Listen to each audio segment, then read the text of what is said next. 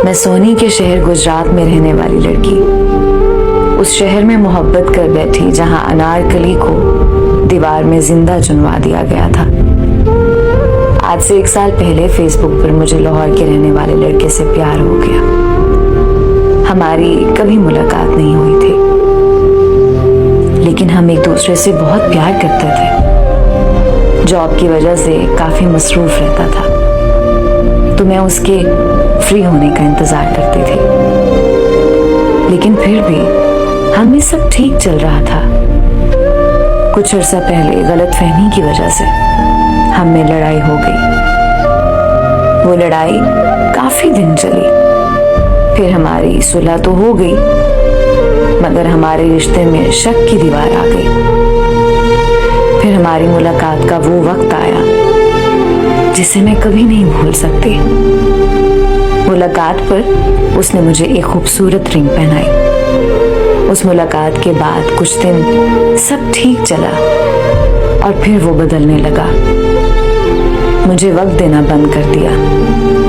कहने लगा कि तुम्हारे अलावा भी मुझे बहुत काम होते हैं। मेरा शिकवा करने पर वो लड़ाई करके मुझसे कई दिन बात नहीं करता था। फिर मैं उसकी मिन्नतें और तरले कर करके उसे मना लिया करते थे।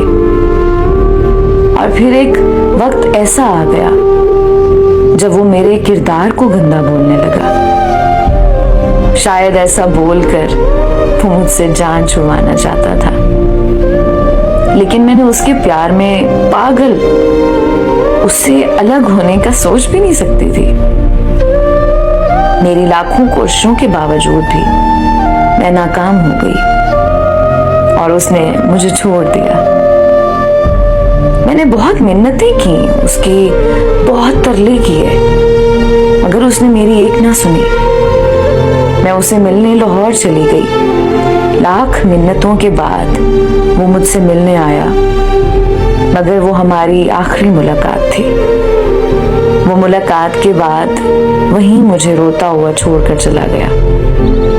मैं पागलों की तरह मैसेज और कॉल करती रही, मगर उस पत्थर दिल ने मेरी एक ना सुनी। मैंने फिर 3 माह बाद एक दोस्त के नंबर से राब्ता किया, तो उसने साफ कह दिया कि मैं उसके लिए कोई मायने नहीं रखती। इतना कुछ हो जाने के बावजूद भी मुझे उससे नफरत नहीं हुई। उसकी याद मुझे हर पल सताती है। मैं सजदों में रो रो कर दुआएं करती हूँ कि किसी तरह वो मेरे दिलो दिमाग से निकल जाए।